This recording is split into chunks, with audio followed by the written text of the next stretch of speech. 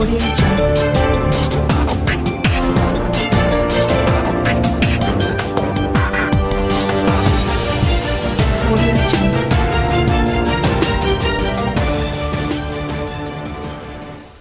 आप देख रहे हैं न्यूज़ 24 फर्स्ट एक्सप्रेस और मैं हूं आपके साथ मानवी ठाकुर। शुरुआत करते हैं आज की खास खबरों से।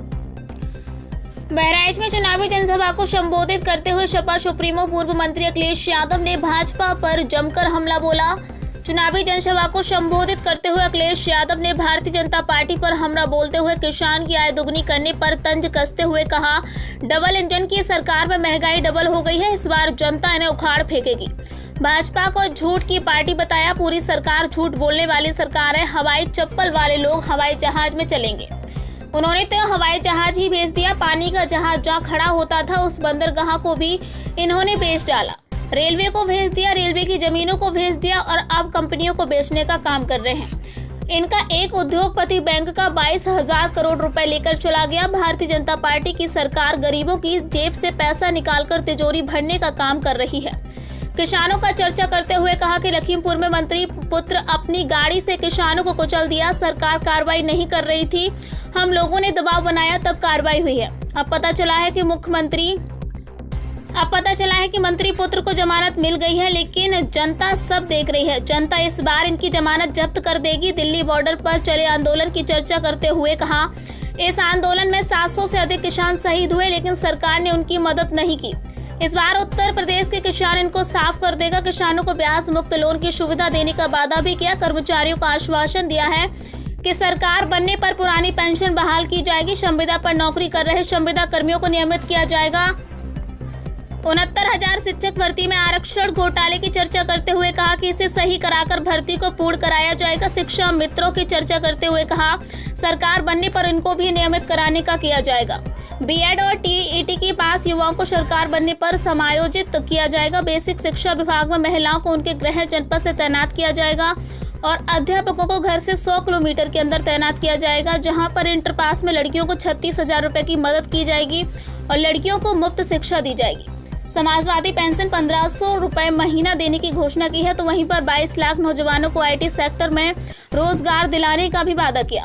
फ्री राशन की चर्चा करते हुए समाजवादी पार्टी की सरकार बनने पर गरीबों को मुफ्त से राशन दिया जाएगा। राशन के साथ में सरसों का तेल, घी और मिल्क पाउडर भी मिलेगा।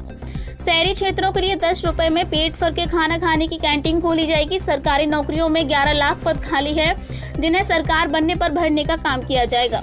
मुख्यमंत्री योगी आदित्यनाथ पर तंज कसते हुए कहा, काका गए तो बाबा भी चले गए।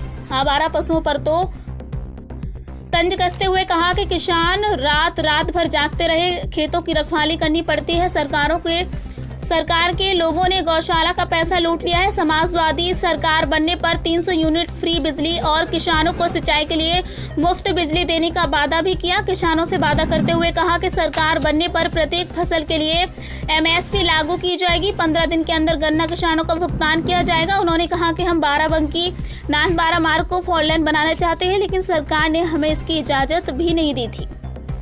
न्यूज़ 24 फर्स्ट एक्सप्रेस के लिए बहराइच से राहुल वर्मा की रिपोर्ट।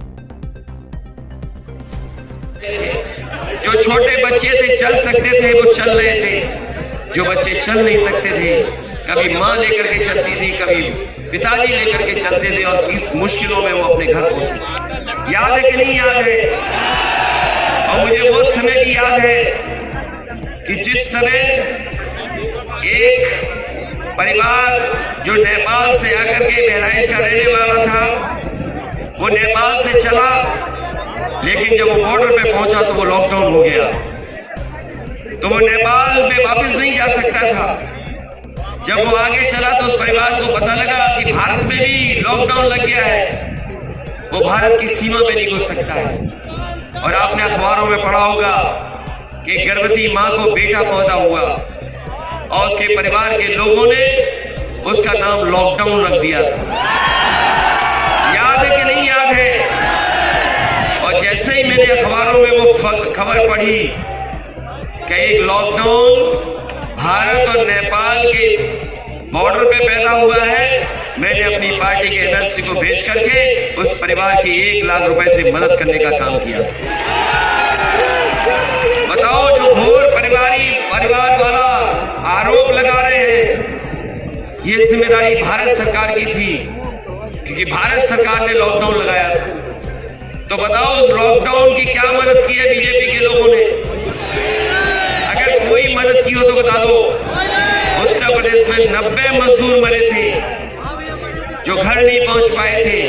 उन 90 के 90 मजदूरों को अगर किसी ने मदद की थी तो समाजवादी पार्टी ने अपने अकाउंट से उनको 1-1 लाख रुपए देने का काम समाजवादियों ने किया। इसलिए मैं आपसे कह के जा रहा हूं कि एक परिवार वाले का दुख एक परिवार वाला ही समझ सकता है। वो दुख कभी नहीं समझ सकता जिसका परिवार नहीं है।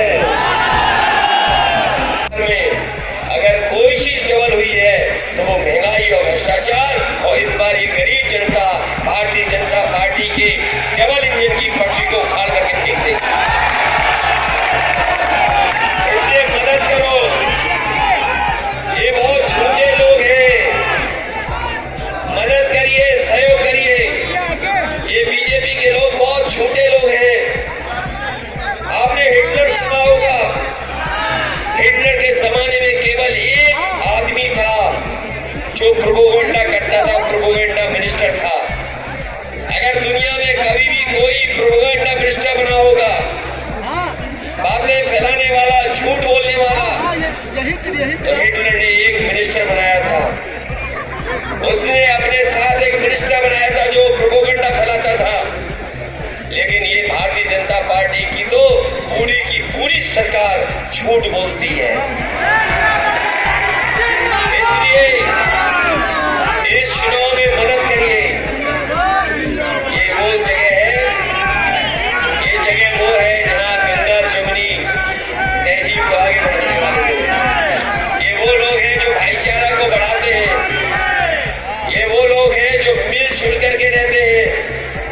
हम वो लोग हैं समाजवादी लोग, अगर ईद हो तो ईद भी मनाते हैं, होली हो तो होली भी मनाते हैं, दिवाली हो तो दिवाली भी मनाते हैं। इसलिए इनसे सावधान रहना। ये जो झांसा देने वाले हैं, झूठ बोलने वाले हैं, झगड़ा लगाने वाले हैं, इनसे सावधान रहोगे कि नहीं रहोगे? अब तो कुछ भी समय नहीं बचा है। इसलिए आप लोग एक-एक वोट साइकिल के निशान पर डाल करके समाजवादी पार्टी को ऐतिहासिक वोट। आज की खबरों में बस इतना ही। देखते रहिए न्यूज़ 24 फर्स्ट एक्सप्रेस। नमस्कार।